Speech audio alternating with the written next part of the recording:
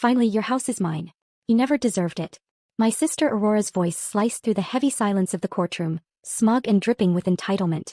She stood up, caressing her baby bump as if it were a shield, her eyes locking onto mine with pure, unadulterated triumph. Beside her, my parents, Lawrence and Cynthia, were softly applauding, their faces twisted into expressions of disdain that I knew all too well. I did not move. I did not speak. I just stood there watching them celebrate a victory they had not earned. Then the judge looked up from the documents in front of him. His eyes narrowed behind his glasses as he dropped the bombshell that would shatter their entire reality. One of the 12 properties, I see. I would love to take a look at the rest. The smile died on Aurora's face instantly.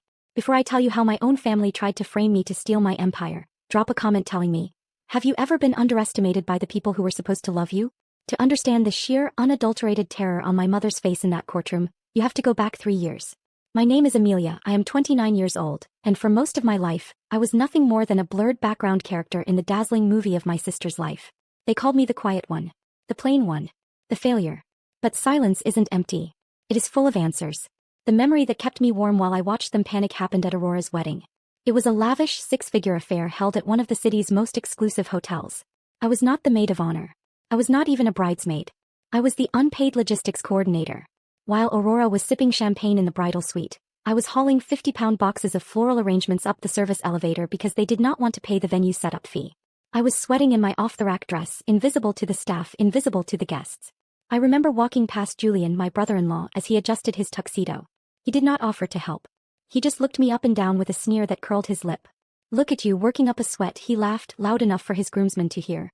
Try not to stand too close to the guests, Amelia. We do not want you ruining the aesthetic. I did not say a word. I just kept walking. But the moment that truly sealed their fate happened at the reception. After 5 hours of manual labor, I was exhausted and starving. I found an empty chair at a table near the back, just looking for a moment to rest my feet and eat a roll. Before I could even sit, my mother, Cynthia, materialized out of nowhere. Her hand clamped onto my shoulder, her nails digging into my skin through the fabric. Oh honey, no, she whispered, her voice dripping with that fake sweetness she reserved for public humiliation. This table is for VIPs. We need this space for people who actually contributed to the registry. Why don't you grab a plate and go eat in the kitchen? It is less crowded and you won't be in the photographer's way. I looked at her. I looked at the table full of strangers who were watching me being dismissed like a servant. The hunger in my stomach turned into something cold and hard. This was not an accident. This was the trap of normalized cruelty. They needed me to be small so Aurora could feel big. They needed me to be the failure so they could feel successful. If I had worth, their entire family hierarchy would collapse. I walked to the kitchen. I stood over a stainless steel counter, eating a cold roll while the sounds of laughter and music drifted through the swinging doors. They thought they had broken me. They thought I was back there crying over my exclusion. But I was not crying. I was checking my phone. A notification had just popped up on my screen from my broker. The closing documents for the commercial building across the street, the one housing the boutique where Aurora bought her wedding dress, had just been finalized. While they were eating dinner paid for with credit cards, I was quietly buying the city they lived in. I swallowed that cold roll and I smiled. They did not know it yet, but the kitchen staff owned the venue. To understand why I did not hesitate to ruin them, you have to see what I saw 2 months ago. It was a Tuesday.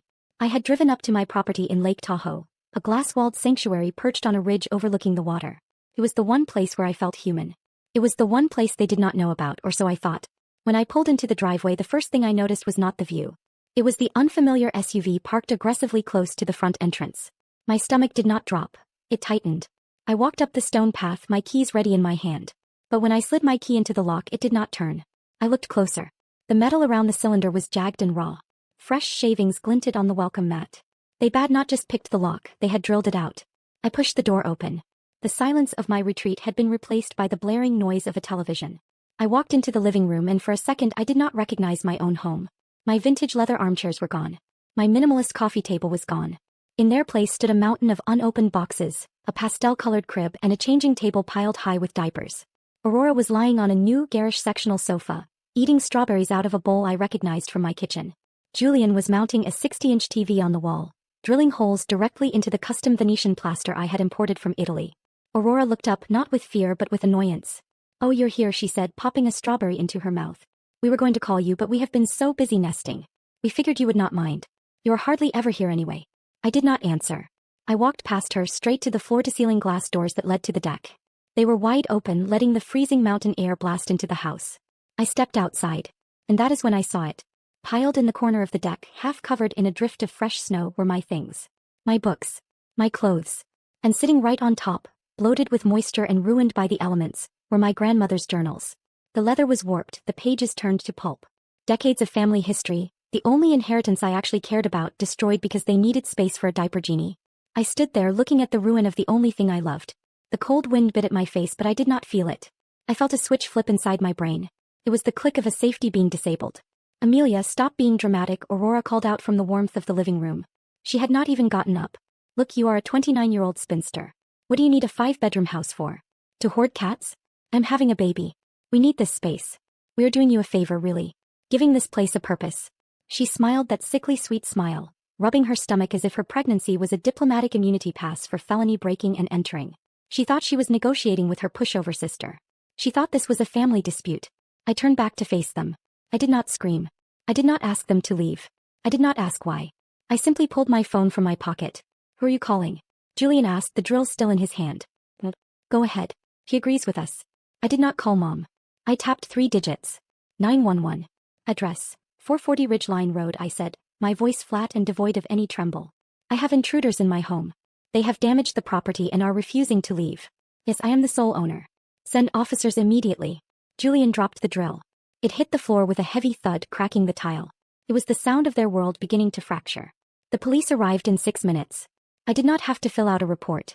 I did not have to explain the intricacies of property law. I simply handed the officer the deed on my phone, pointed to the shattered lock and stepped back. Watching Aurora being escorted off the property should have been satisfying. Instead, it was pathetic. She played the victim with Oscar-worthy dedication, sobbing loudly about her blood pressure and the stress I was putting on her unborn child. Julian followed her, carrying the flat-screen TV he had not finished mounting, looking like a sullen teenager who had been grounded. But the real show had not started yet. Just as the officer was writing the citation for criminal trespass, a black sedan screeched into the driveway, tires kicking up gravel.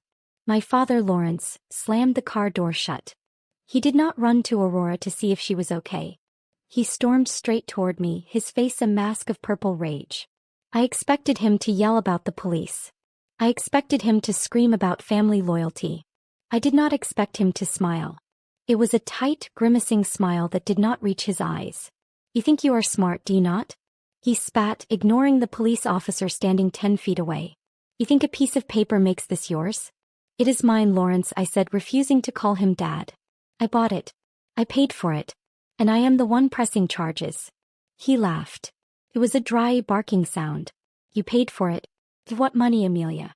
The money you made flipping those first few apartments 8 years ago?" I frowned. He never talked about my business. He usually pretended it did not exist. "Yes," I said. "And where did you get the seed money for those investments?" He stepped closer, invading my personal space.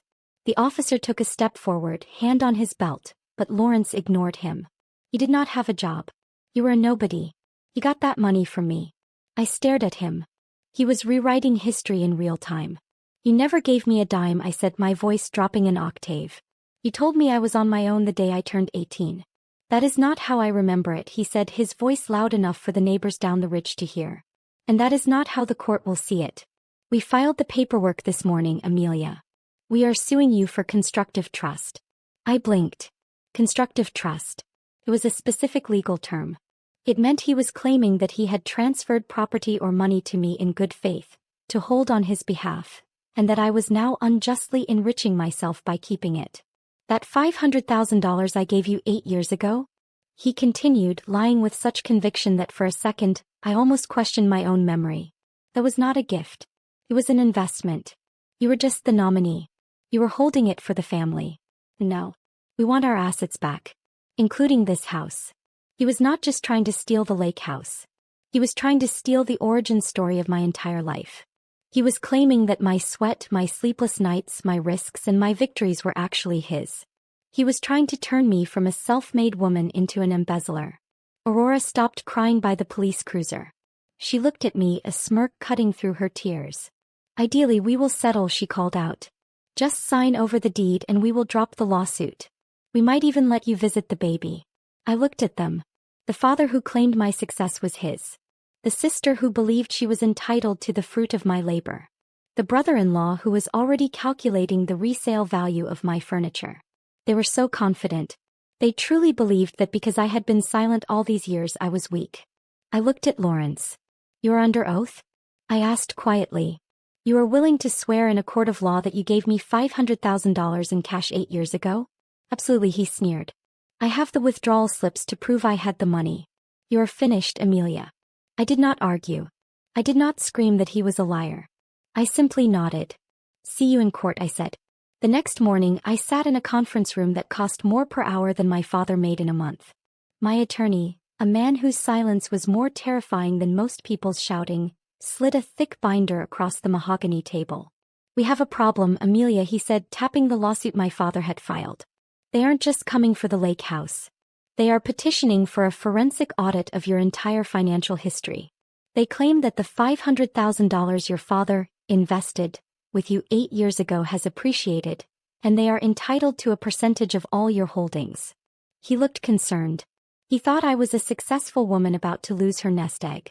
He did not know he was sitting across from a titan. I opened the binder. It contained the real deeds. The ones my family had never seen. The ones hidden behind a fortress of blind LLCs, shell companies, and anonymous trusts. My name appeared nowhere on public records, but the ink in that binder proved the truth. I did not just own a few apartments. I owned the city block where Aurora got her hair done. I owned the warehouse district where Julian's failing crypto startup rented office space. I owned the debt on my parents' country club. My portfolio was not $5 million. It was $150 million. "Let them audit me," I said, leaning back.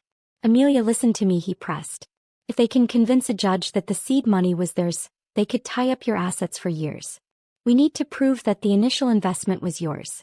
We need to show your pay stubs from those 3 jobs you worked. We need to show the bank loans." I shook my head. "No."